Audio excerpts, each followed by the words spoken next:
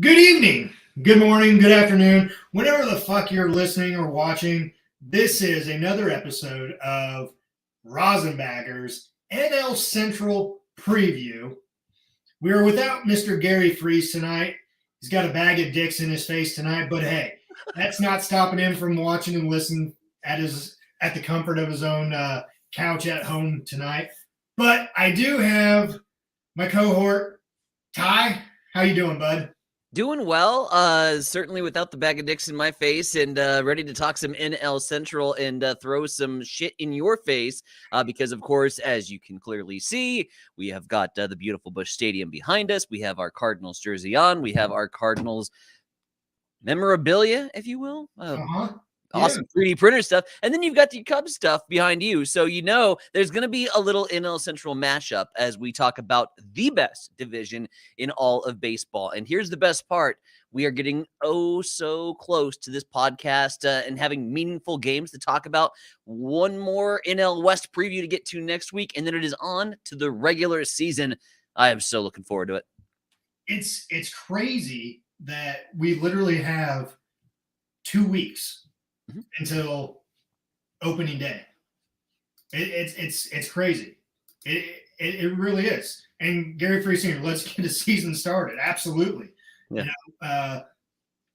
If you look back to compare this year to where we were last year, last year, we knew we had a season that was going to be starting, at this point. But if you backtrack about a month or so, we didn't know if we were going to have a season, right? And so it's crazy what a difference a year can make. But man, this is the month of March, and you're probably going to agree with me, just because of the sports fan that I know you are. Mm-hmm. We got March Madness starting tomorrow, and in 2 weeks, we will have the start of the Major League Baseball season. March is probably one of the greatest sports months that there is.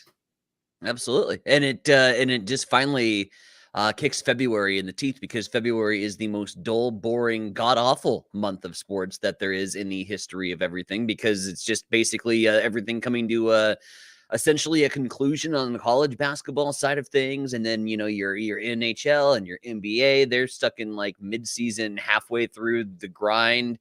It's awful. And then you get March, and then you get springtime, and then you get later nights because the sun stays out longer, because we finally got the time set on the right time. Let's not fall back anymore, idiots. So you get that out, and you're staying up later, and you're watching games, you're having fun. It's just great, man. I'm so looking forward to it. But like Free Senior said, especially when you're a Braves fan and you're a fan of a contender. Yeah. You hate these spring training games because it's like, oh my God, here we go. We've got 2 more weeks. Can we keep everybody healthy to at least get off the season on a strong start? But what I've liked about this spring training, as opposed to obviously last year, we had the awful labor negotiations that, in today's day and age of social media, everything, the dirty laundry of the sport was getting aired out in the public. And it was awful. From those that have been behind the game since day one, since they were in diapers like me. It was really shitty to see that get aired out into the national media. But this year, like, everything is completely different, because you have such a coming together from a standpoint of a fan base. You have a fan base where you had your diehards, and you had your tried and trues that are adapting to this new wave of a fan base, and with these new rules, and these new rules have the data is almost insane when you take a look at game times, and that's ushered in this brand new wave of fans. And obviously there's still things that need to get worked out, and kinks that need to get worked out. I hate the fact that an at bat has to end on an out because you weren't in the box in time and the time ran out. I can't stand seeing shit like that.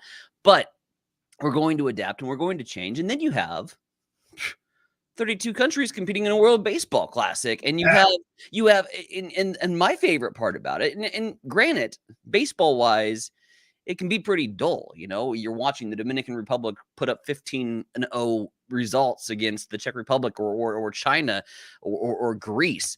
But what I enjoy is like watching everyday people, watching a Gary, a you, a me, out there on the diamond, because these are just guys with day jobs in some of these other countries, going up against the biggest stars in Major League Baseball, going up against the guys that they pay money to see and they watch on TV. And then you have the stories of the guy that goes through the heart of the Dominican Republican order and strikes out, 3 batters in a row and gets picked up by the Tigers in a bullpen deal. Like, that's cool shit. Yeah. I love seeing those kind of stories. Again, the product is what it is, but the stories that you get and seeing baseball in a different competitive atmosphere than practice squads playing against each other in a meaningless spring training game is pretty cool. And that's why this March and this offseason has been such a breath of fresh air in compared to a year ago. Yeah. I actually kind of forgot about the WBC until you mentioned it. I mean, granted, we've talked about it, in our group messaging and everything else, but yeah, you forget that it's going on right now because it's kind of overshadowed by the spring training, which in all actuality, it should be the opposite. Right.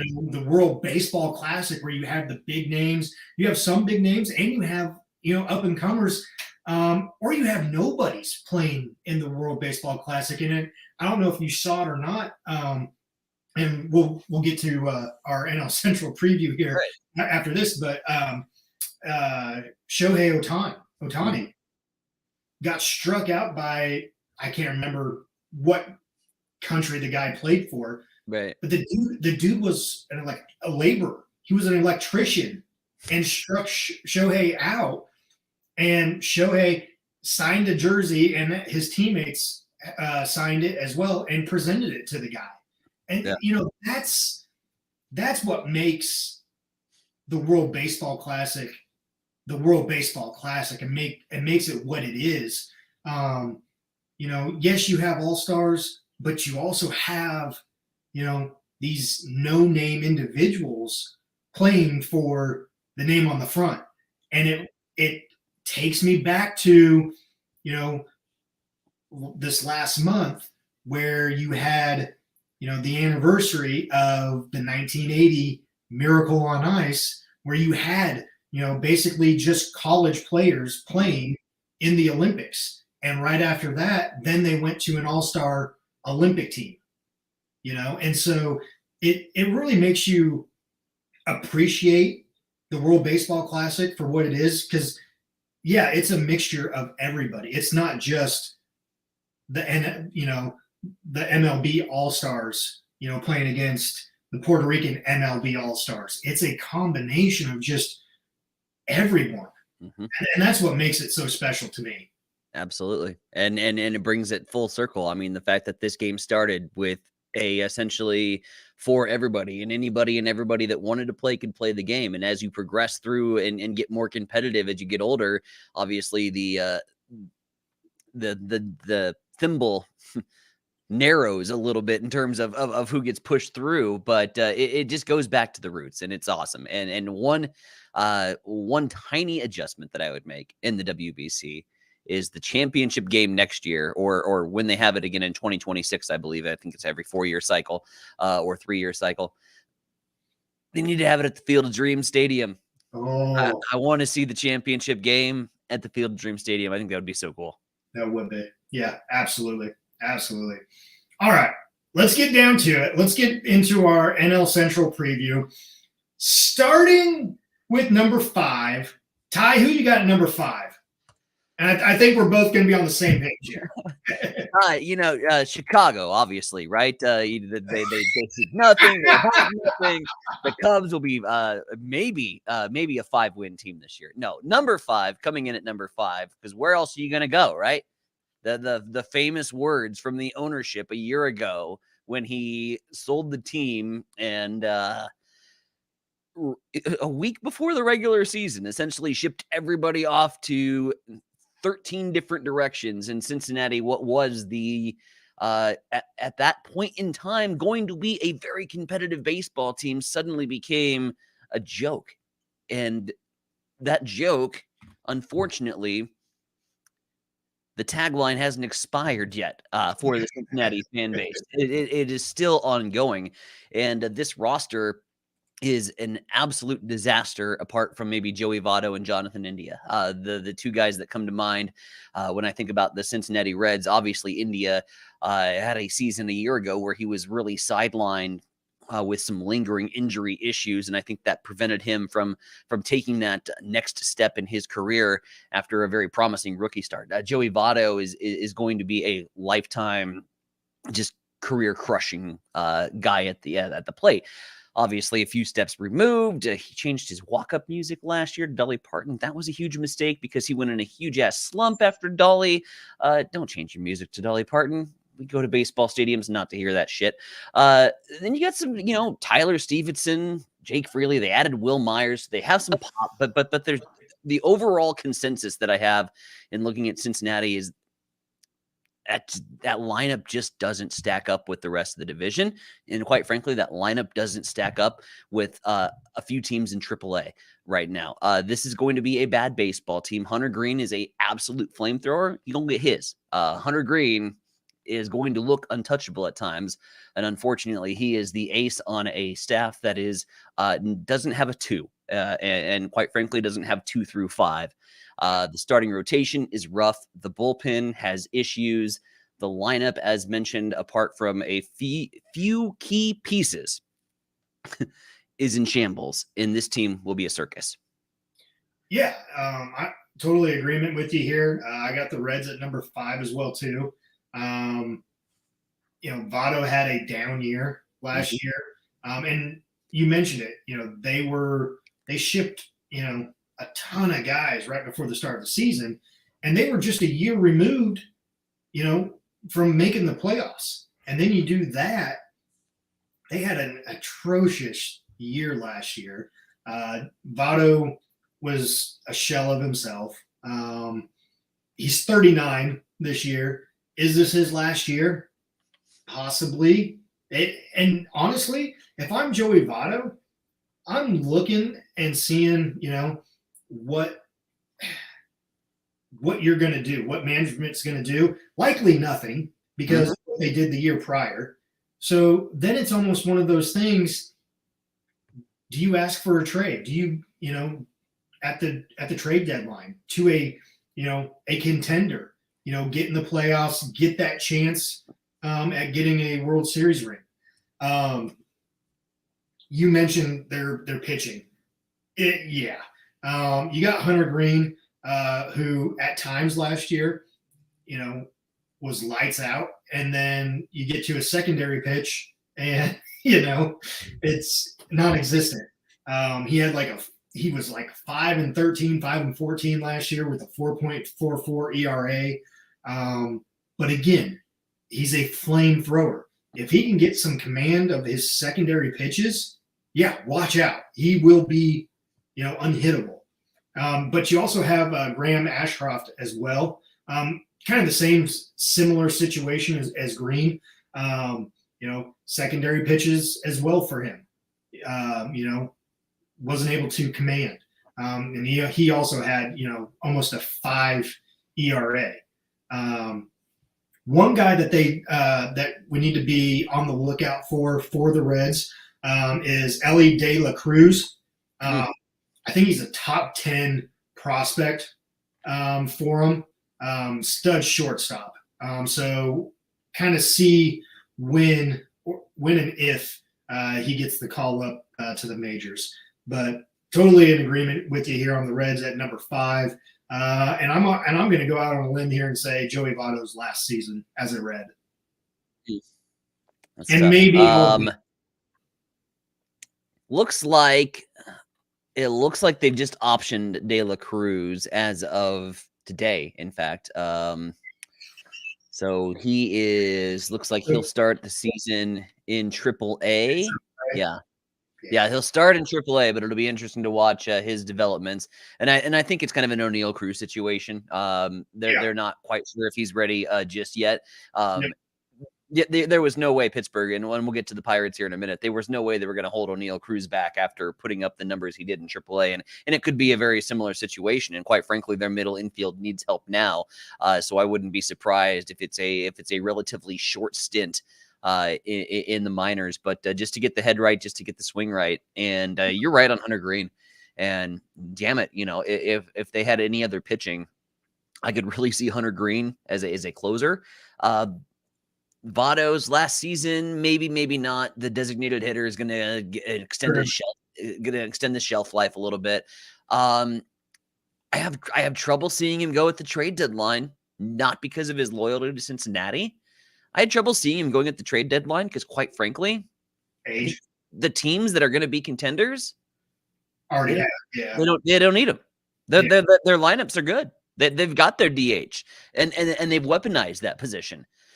I don't see him moving at the trade deadline because I don't see it piquing the interest meter of a contender. Now, unless you have like a Baltimore who's hanging around and has a shot.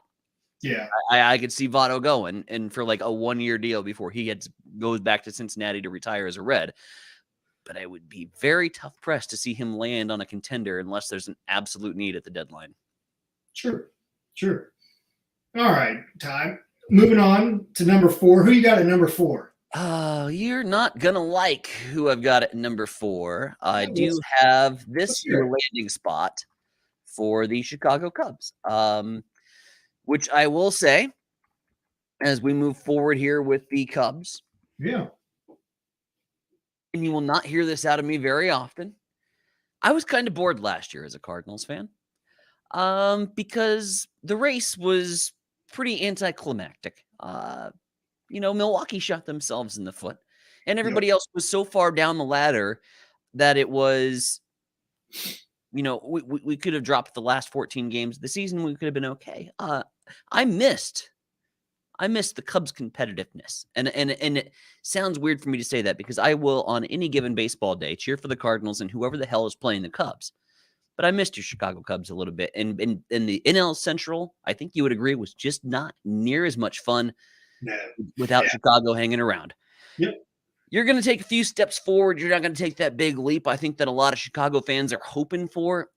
But damn good offseason for the Cubs front office in a offseason where I wasn't, and I was really intrigued to see where Chicago would go and how they would play it. And would they go put pieces that are going to be a part of this puzzle together. And quite frankly, they've patched things up very nicely. It might be bubblegum and twisty ties on the outside perspective looking in, but there's a lot of pieces that you can be extremely excited for, and I'll hit on 2 of them, and I will let you, the Cub fan, take care of the rest. But I love the Dansby Swanson edition in the middle.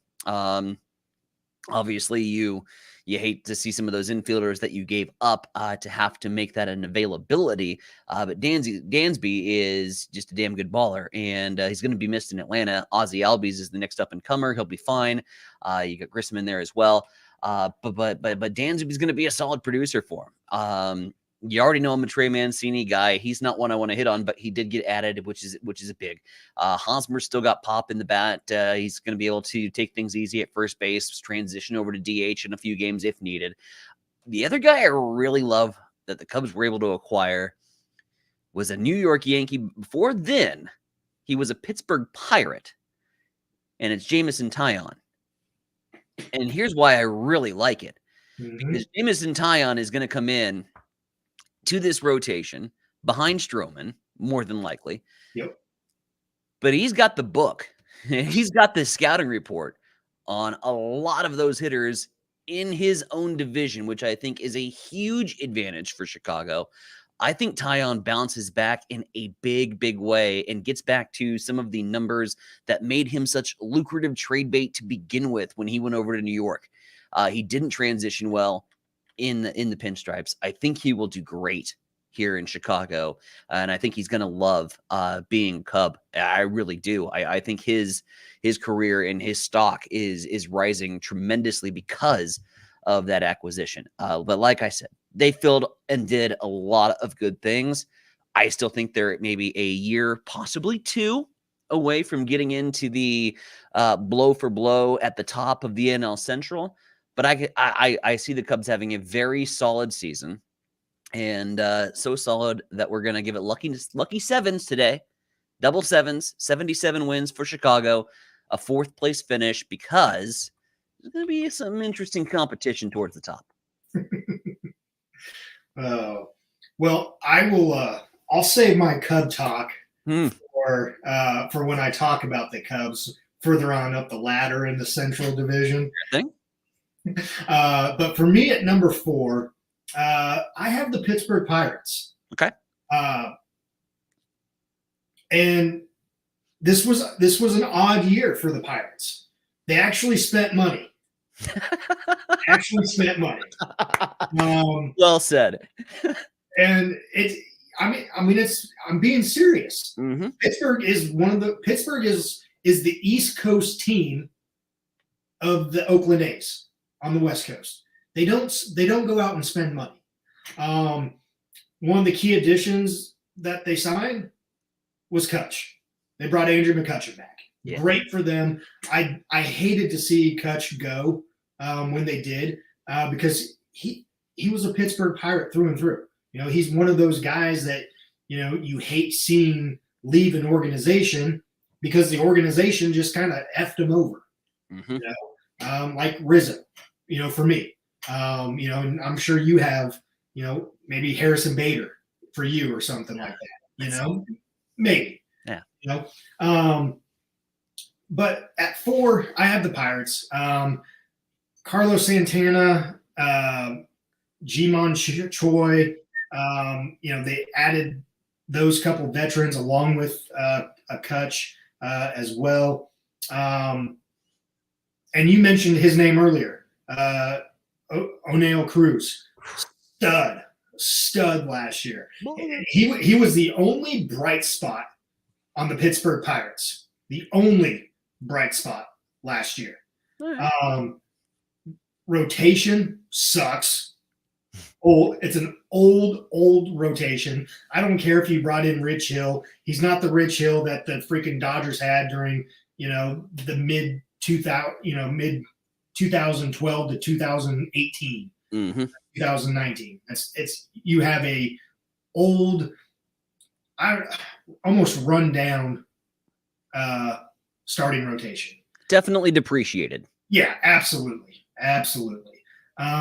And for those reasons, I know you need veteran leadership on your team for the young guys. Now, the one bright spot that the Pirates do have is they do actually have a bright farm system.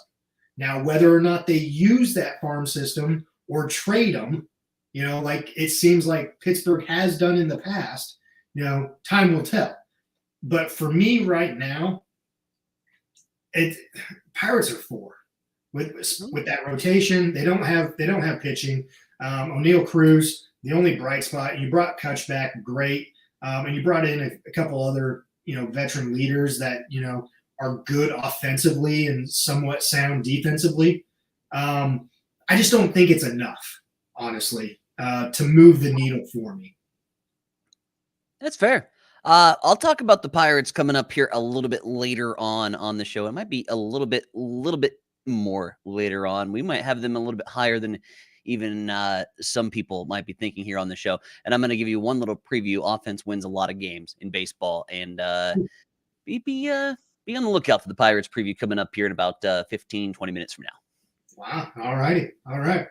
So that was number 4. Let's move on to number 3. Who you got at number 3 then, Ty? I am so excited to give you my third place prediction because I cannot wait. I wanted to talk about the Pittsburgh Pirates here, but we're not going to, because there's one more team that continues to, how do I want to put this? They defy logic when it comes to front office decisions. They had, keyword is had, they had a baseball team last year that was poised to not only get to the postseason, but was poised to make probably a little bit of a run in the postseason. And then the trade deadline strikes. And on a wild hair up your ass, getting hit with a bag full of baby dicks. I don't know what. Management in Milwaukee decided that they would just go ahead and ship off the closer, Josh Hader, to the Padres.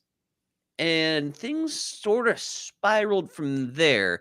And it is tried and true. It is lockstep with Milwaukee baseball over the last 10 years. And if you followed the Central enough, you know that give Milwaukee enough time, they'll find a way to F it up.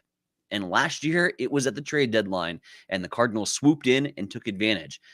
This year, for Milwaukee, I'm going to say they continue to backpedal. They continue to go in reverse. And I don't see and didn't see really, apart from the addition of William Contreras at the catching position, which is great.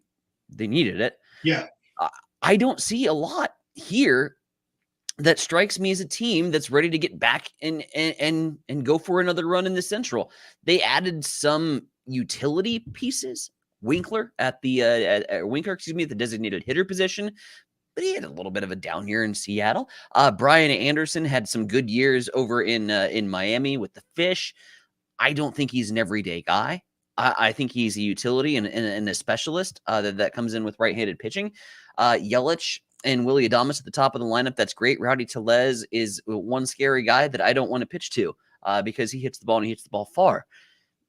But depth is big in baseball. And if you're going to make a run and you're going to play 162 games, you're going to need some depth.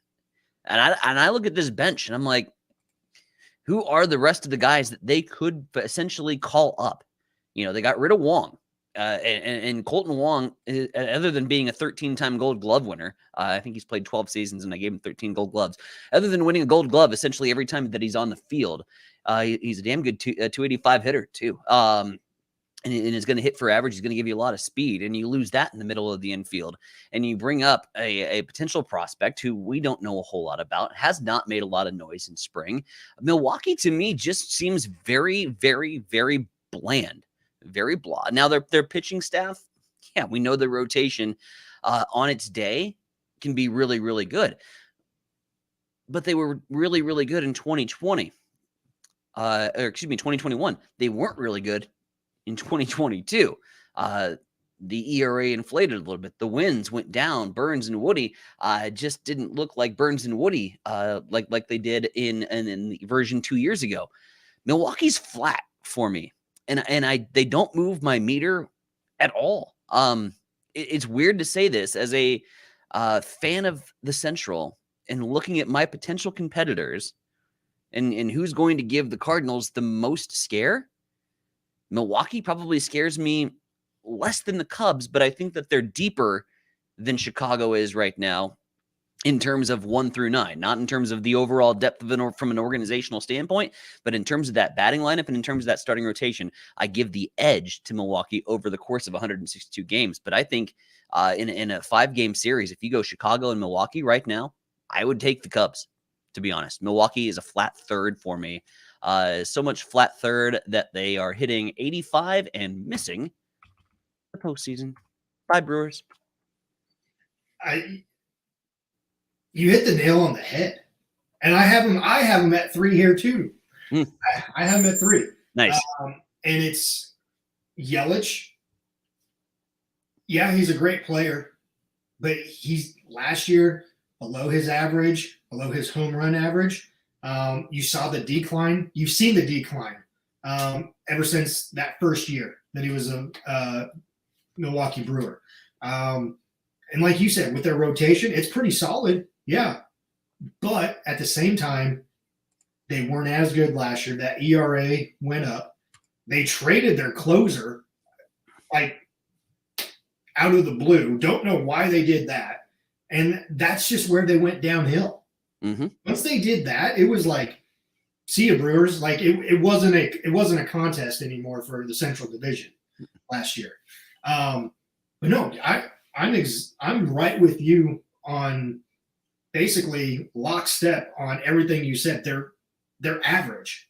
They're average, and I think that's why they're right there in the middle of the Central Division. So yeah.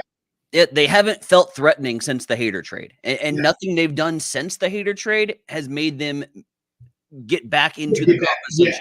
Yeah, you know? totally agree. Yeah, absolutely. Third. Absolutely. All right, so that's number 3. So going to be pretty interesting here for number 2. Because I really don't see you putting your Cardinals at number 2. But for me, who knows?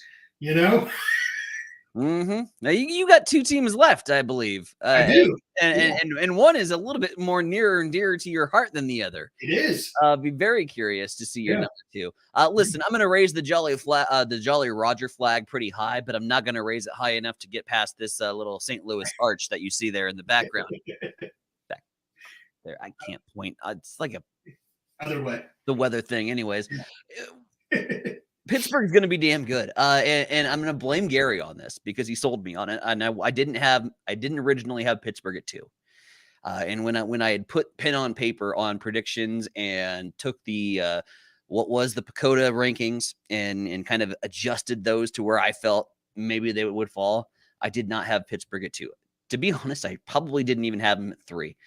And then Gary got me a little bit excited, kind of like his shooting the crying wolf before you needed to last year with the Texas Rangers. I think if he was on this pod, he was on this pod, this would be his dark horse team. And I'm pretty convinced about that. So I'll double down for him, and I'll eat crow if we have to at the end of the season. But I'm riding high on the Pittsburgh Pirates, and I'm riding high on the Pittsburgh Pirates because, like I said, offense is going to win you a lot of games. And you were dead on. You were spot on. This pitching is awful. When you go right down to it and you take a look at 1 through 5 on the rotation, and their 1 doesn't go into the St. Louis's 5, that's an issue. Pittsburgh's pitching will struggle. Or will it be a little bit like Baltimore and you're able to white knuckle it just enough that your offense is going to get you 6 or 7 runs a game and you're going to win a lot of damn games? And that's where I think that Pittsburgh is going to fall into.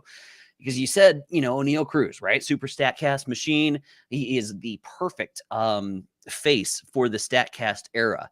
And personally, he is my pick next year to be the cover athlete of MLB The Show if he puts up the numbers he did this year, because he's incredible. He's superhuman, and he's fun to watch. You also have a guy that spent the majority of the season, over 100 games, on the disabled list, and that's Ke'Bryan Hayes. His career has been riddled with injuries, and it has got off to a very, very promising yet very, very shaky start because he has not been healthy. As a baseball fan, not necessarily a fan of the Pittsburgh Pirates, but as a baseball fan in general, I want to see this guy get 162. I mean, obviously he's not going to play an entire season, but I want to see him with an entire season of health because I think his numbers could skyrocket and his stock could rise. You mentioned Cruz last year as the individual offensive athlete / weapon for the Pirates. And I think Brian Reynolds would have something to say about that because Brian Reynolds had a stellar season. He's not crushing the ball out of the yard. He's not hitting and making the highlight reels, but he's doing everything right. He's hitting the ball into the trade out of there. He's getting the extra base hits. He very well might, because his stock is huge right now. Yeah. And go get yourself some pay if you want to. Well, Brian Reynolds would be an interest. If Reynolds moves out of the pitcher, the Pittsburgh projection changes drastically because I think that he is a guy that's going to come in and do all the little things right that a baseball team needs to be successful throughout the course of a 162 game season. So Reynolds has to hang in for Pittsburgh to be at 2. If he is, they'll get there. Also, rookie Jack Sawinski last year crushes it. He is fast. He has power. He reminds me of Harrison Bader when he first came into the league. You mentioned Bader a little bit earlier.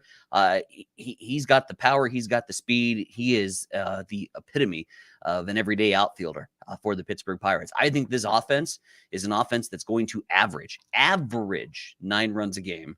And I think they're going to be awfully tough to beat because I don't think enough teams have the firepower to get into a track meet with them. I think this team races out to 88 wins and makes the playoffs. Pittsburgh, a team that I put on a 4-year window to get back into the postseason, to go on a 4-year run. We've accelerated that, and I'm moving up their timetable a hell of a lot sooner. It's now a 2-year run, and Pittsburgh will see the postseason this season. Wow. Big swing. Big swing. You're making projections like the freaking Yankees last year. Their starting lineup and their runs per game average. I'm all in. Wow. Raise the Jolly Roger. All right. Well, I think by the end of May, time will tell. Yeah. Oh, yeah. We could be right out of the gate. No question about it. Pittsburgh could drop the first 10 games, and I could be like, well, that was fun. That was fun, guys. Probably better get them on a featured series early on the pod. We might not do much. Oh. All right. So your number 2 is the Pirates. My number 2 will come as no shock to anybody. I'm putting my Cubs. I'm putting my Cubs there. And this, I'm not going to lie with you, Ty. I was flip-flopping them between 2 and 3, between the Brewers and the Cubs. Okay? And I'm not necessarily sold like you are with the offseason moves that they made. Yes, Dansby Swanson, great addition. You got Hosmer over there at first base. You got Trey Mancini, and you got Cody Bellinger in there as well. Forgot about Cody. Yeah. Now, obviously, the batting on him, has gone downhill past couple of years, but still great defensive outfielder. You couple that with Suzuki out there, who was a rookie last year, who had a decent rookie campaign, was injured a little bit, so didn't get to see, I actually had him as, my rookie of the year last year. Gary Freese, if Ty's right, scoring 9 runs a game, I mean, you might as well just chalk it up 162 game win right there. I think they'll give up 10 plenty of times. That's the problem. True. But so my biggest concern with the Cubs, and it is for a lot of the teams that we've covered, but obviously being a fan favorite of the Cubs, is the pitching staff. And yes, you mentioned his name, Jameson Taillon. Yes, great addition. That was the only addition really that the Cubs made to the pitching staff this year. You have Kyle Hendricks, who you're still paying. You gave an absurd amount of money to. I don't think you should have gave it to him, but you did. You're stuck with it. He's starting the season on the IL. So you're going into the season with Stroman as your number 1. Probably Taillon is your number 2, and throw in a Drew Smyly in there until you get Hendricks back. So their starting pitching is subpar to me. And then your bullpen pitching, they got to figure out bullpen pitching still, to me. And obviously they need another starter in there that can go 6-7 innings. But I still think they are ahead of the Brewers in those aspects. Now, obviously, starting pitching, no. But I think offensively, they can get to the Brewers starting pitching. And, that's where I think that, and defensively, I think that's where the Cubs will get some extra wins offensively and defensively. And so that's where I'm putting them ahead of the Brewers. I think they made a little bit more of a splash this offseason, obviously, than the Brewers did. Brewers have kind of remained stagnant. So I'm putting the Cubs at number 2. But I'm kind of right there at maybe an 85 win season for them. And if they get 85 wins and they don't make any moves at the trade deadline, they don't add any starting pitching or anything else like that, I'm going to be honestly, I'll be a happy camper. because they just haven't made those pitching moves like they did back in 15, 16, where they needed to. They've spent their money elsewhere where it's hurt them. And they need to start spending it on their pitching and bullpen work in order to have a chance at making a run at the division where I know your Cardinals will be. Yeah. One question for the peanut gallery here, for the Cubs fan, because here's where it starts. You had to go through, from a fan base perspective, a rebuild. St. Louis hasn't done one since about 93. It's been a while for the Cardinals since they've had to do the rebuild. Unfortunately, I've seen it on the hockey side of things now, being a Blues fan, and I know that the amount of shit and pain that you go through from a fan, that you have to endure and watch crappy baseball like you've had to do, unfortunately, especially last season. Is Chicago in a point where, I guess, what's the temperature? Is it we need to have a drastically better season and need to start being competitive immediately? Or is there faith in the Cubs faithful in the process, and that a step forward, even though it might not result in postseason, will actually be an acceptable year? Yeah, I think so. And you mentioned rebuilds, and here's what I'm looking at as far as a rebuild and these teams. You look at the Cardinals. Name one of your players that you've had past 20 years that was an all-star, face of the franchise. Cardinals didn't pay him. Well, yeah. I mean, yeah, you look at number 5, but yeah. So you let Pujols walk. Mm-hmm. Okay, you keep that money in house. And you spread that out evenly. To the guys that are your pitchers. All those guys that most of your core. You go out, you get some free agents. You build your farm system, and that's one thing that the Cubs have done is they have a top 10 farm system. They've had that since probably 2013. 100%. But it hasn't translated to the big leagues because they're either trading them, or they're spending an absurd amount of money on players that they shouldn't. Now, you didn't spend the money on Schwarber. You didn't spend the money on Baez. You spent the money on Hendricks. You didn't spend the money on Contreras. You didn't spend the money on Bryant. So then my question is, okay, where the fuck is this money going to then? Because we haven't gotten better. Mm-hmm.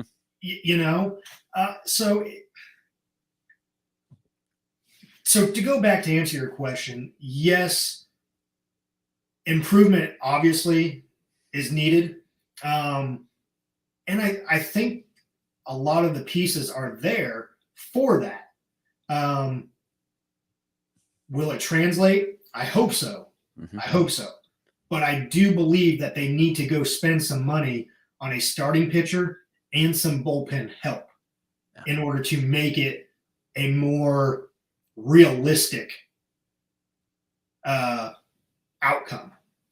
But yeah, I think if they are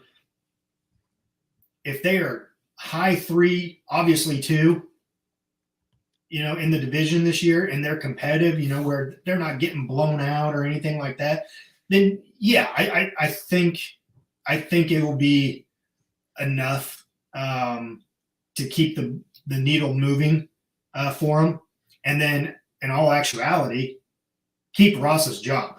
Now, whether or not he's a good manager or not, it kind of remains to be seen, because you basically just have 2 years so far under his belt, and 1 year's last year is kind of almost a rebuild, start of a rebuild year. Yeah, he hasn't had the ponies in the stable to have a fair shake. Yeah, exactly. So time will tell. Yeah. Time will tell. And it's very interesting. And if people that are listening to the pod and you have two different people and two different opinions, and one is the same, and that's the third place team with the Milwaukee Brewers. Here's the interesting thing and as I was listening to you talk a little bit about Chicago, the reasoning that we both have two different teams ahead of Milwaukee is now painfully obvious. And there's some momentum. There's some excitement. And I think we can take a look back at last year's Baltimore Orioles and draw a perfect comparison, because Baltimore was who they were. They didn't have the extra flash in the pan. They didn't have a lot of stars, but they enter into Adley Rutschman territory, and it tells the clubhouse immediately, hey, we're going to make a run for this. We're going to try to be competitive. We are giving you our best prospects in our farm system. Go do baseball. And it immediately changed the attitude and the atmosphere in that clubhouse. And you saw Baltimore was overachieving last year at times. And I think that there's a lot that can be said about momentum in a clubhouse and where the players even feel that the team is going to go.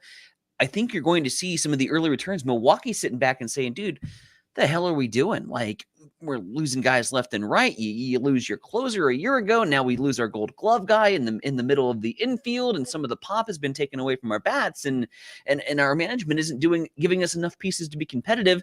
They'll start flat. I have no doubt Milwaukee will start flat. And teams like Pittsburgh and Chicago, where you have a little bit of a buzz because of your offseason, is starting to percolate around the stadium at PNC Park and Wrigley Field. You are going to have these two baseball teams, in my opinion, overachieve to begin the year. And then momentum is everything. You're playing winning baseball, and all of a sudden it doesn't matter if you were a AA player a year ago. You get some momentum on your side, you're going to go places. I think Chicago and Pittsburgh stocks up. I think Milwaukee's is down. Yeah. All right. Well, that just leaves us for the number one spot, and we are in agreement here, unfortunately. I'm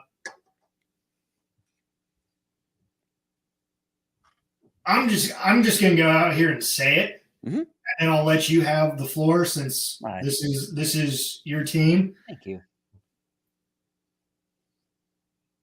Wilson Contreras can go suck a bag of dicks.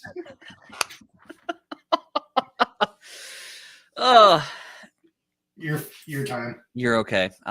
Wilson Contreras, welcome to the St. Louis baseball fan base. Welcome to the best fans in baseball. Welcome to the best baseball city. Welcome to a city that is has their eye on a prize that is lost in my graphic. There it is, World Series trophy. I don't think that they're going to get to the World Series at this point, but I'm really high on St. Louis, and I'm high on St. Louis because this is just a really well put together, despite their best efforts, and despite sometimes I get really pissed off at John Mosliak and the management team, and sometimes they do take guys that are near and dear to my heart, guys that I watched up go through the minors and then make the big leagues, and then they trade them off to the pinstripes. Ultimately, that trade ended up being pretty much 50-50. Montgomery had a hell of a bounce back year that I didn't think he was going to have. Good stuff. The rotation is aging a little bit, and that concerns me greatly moving forward with St. Louis. And there's still some question marks on some of these guys. Jack's Jack. He's a hell of a thrower, but God knows how many Tommy John surgeries removed, and he just needs to stay healthy. And if he stays healthy and is a part of this rotation, you're going to see St. Louis continue to get off to and continue their winning ways. Montgomery, like I mentioned, from the Yankees a year ago, had a hell of a bounce back and really closed out the season, was probably our most reliable pitcher down the stretch, which was weird to me because I was pissed off about that trade. And I thought that the losing Harris and Bader was essentially, I didn't think the sun was ever going to shine again. I got to be honest with you. You've experienced it as a Cubs fan when one of your players, when one of the guys that you root for on a daily basis leaves, it sucks. But Montgomery did extremely exceptionally well. And I'm looking forward to him again in 2023 and hopefully continuing that momentum that he had to close out 2022. Matt is a sinker ball thrower. He's going to throw it to call it contact. His ERA can go, be 0.7 or 7.5, just depending on what day you get. Wayno, God, he's up there. It's his last year. It's going to be a hell of a ride for him. I think he's really just settled into what I love about Wainwright is that he settled in and just enjoyed the ride over the last couple of years. And he's doing things that normal Major League Baseball players would never do, like randomly get up out of the bullpen and go watch the game in the stands with fans and talk about baseball with fans. Like he's just having a hell of a time. And I love to see that. But yeah, the zip on his velocity ain't the same, and his 12.6 doesn't break like it used to. And sometimes it's flat, and when it's flat, it gets crushed. Miles has still got the best stash in baseball. I don't know how you hit against that. Miles is great, but their rotation is aging, and it's starting to get up there in age, and that concerns me. We don't have the young gun. We don't have the flamethrower. We don't have the Hunter Green. We don't have the next up in the pitching rotation right now. The guys that we've tried to call up, our prospects in the farm system, give them a couple spot starts in the bigs, got rocked around a little bit, didn't look great. The pitching has some question marks heading into it. The offense does not. And the offense has been blazing red hot, and especially in the World Baseball Classic.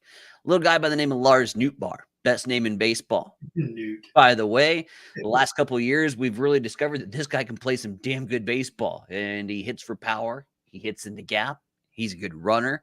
He's a damn good fielder. Lars Nootbaar, stock rising. He has. Is that the outfielder? Was that? Is that the outfielder? Yeah. Lars. Yeah. Okay. Yeah. Newt. Yeah, he's gonna have a big year. In terms of if you're a DraftKings person, if you are a fantasy baseball player, a daily fantasy guy, this is a guy that I want circled in my lineups more often than not because I think he produces, and I think you're going to get him at a low value too. Like I said, if you are, Lars Nootbaar is the guy you want, and then Goldie and Arenado in the middle of the lineup. You add Wilson Contreras, who's like just as good defensively as Yachty. Not just as good, little less, but still a damn good defender. Was probably the second best defensive catcher, and he's got some pop in the lineup that Yachty didn't have towards the tail end of his career. Welcome aboard, Wilson Contreras. Carlson coming back, Nolan Gorman. Oh, by the way, we've got 9,000 offensive prospects waiting to get their shot, and AAA team is going to be pretty good this year too. This is a deep baseball team, and this is going to be another yet successful baseball team. Yeah, again, I talk about depth a lot, and you're still hanging around with Paul DeYoung and Juan Yepez and Kizzy and Burleson sitting on the bench. St. Louis is going to win 92 games this year and make a solid run in the playoffs. It was unfortunate a year ago when they just got cold at the wrong time, ran into a red-hot Phillies team, and Philadelphia moved on and moved into the postseason. But the mark of any successful baseball team, the mark that you had a great year, was that you put yourself in a position to win a damn World Series trophy, and you can't do that unless you get to the postseason. St. Louis makes another return trip. They are still the cream of the crop in the NL Central. I know your Cubs fans out there are wanting to change that course of history in the next couple of years. It's not going to happen this year. Big Red still on top. Yeah, so I'll mute you if I need to. So Gary Free Sr. Said Cards have the top spot and need to get off to a good start. Mm-hmm. You believe that if the Cards do not get off to a good start, if they get off to a slow start and get behind the eight ball, say 10 games or so, 10, 12 games. Whew. Do you think that they and say it's June? Mm-hmm. Okay, they're 10 to 12 games back June 1st. Yep. Do you think that they still have a shot? Absolutely. And it's not necessarily they have to get off to a red hot start. They got to play solid baseball, right? Like everybody needs to get off to that to that strong start to the season and put yourself in a position to win that Central Division. I'll say this when I say I'm not worried about it. if they don't get off to a hot start, I'm not worried about it because that wild card and those extra wild card spots still exist. And even if they're not able to catch the top of the Central, I still think that they can catch a San Diego or a San Francisco or a New York Mets later on in the season and take over a wild card spot if needed. Here's the other reason that I love St. Louis as your closer of a baseball team, if you will. And you flash back 2 years ago when they made a incredibly magical run. Realistically, mathematically, zero shot at the very start of September to make a playoff run. And lo and behold, they not only got into the playoffs, they made a little bit of noise there because they went on this magical 17-game winning streak in the middle of the season out of absolute thin air, dust. The team was done and dusted. It was boring baseball. The fans checked out, and they're like, oh, by the way, we're going to win again, and we're going to win a lot, so hop on board. And a lot of those guys that were a part of that winning streak are still on this squad. So they have it in them. They know how to win baseball games. This is a winning baseball team with a winning mentality, and the idea of checking out of a season that early, I don't think exists in that clubhouse. It sure as hell doesn't exist in the fan base, and I know it doesn't exist in that clubhouse. All right, so I feel like the episode has come to a conclusion here, but I think before we actually depart, I think, Ty, that since we're doing the division, and you as the Cardinals fan, me as the Cubs fan, I think we need to place a little wager on the season series. Ooh. All right. So let's put it out there that how many runs you want? whoever's team wins the season series, okay, the other person has to wear the other person's team's gear on the podcast during postseason. On the following pod. Or yes. On the postseason. On the postseason. Yeah, that might be better to do on postseason. So then we have a little bit of time to go out and. Oh no! Don't worry. I'll send you the merch. I was gonna say I'll ship you some Cardinals gear to wear, big guy. I have plenty in the wardrobe. So if I ship you off 2 jerseys to wear on a podcast, I'm not gonna miss one. we got 7 others. Your wager is accepted. Okay. And I'll just go ahead and you send me your address right now. I'll go ahead and pop her in the mail for you. I'm that confident that we'll be okay in that season series. But I do expect it to be much more competitive than it was a year ago. I would expect Chicago to close that gap a little bit against the Cards. Closing thoughts. Well, just 1 second, because I saw this today, and it made me, as a baseball person, and I know you as well. I knew you would. I knew you would like it as well. Right. So let's do this. Rio Gomez is on the mound, a graduate of Desert Vista High School, not far from here. The son of our beloved late colleague Pedro Gomez, and his mother Sandy Gomez is here watching. Sandy, born in Bogota, Colombia. It was years ago, Rich, that Pedro Gomez, our amazing colleague, had shared with Holbert Cabrera that Rio would be able to pitch for him one day in the World Baseball Classic. And now it's here. And I can tell you this, there are a lot of smiling faces and probably a lot of tears in that press box right next to all of you because of how much all of us love Pedro and how much Rio's story means to all of us.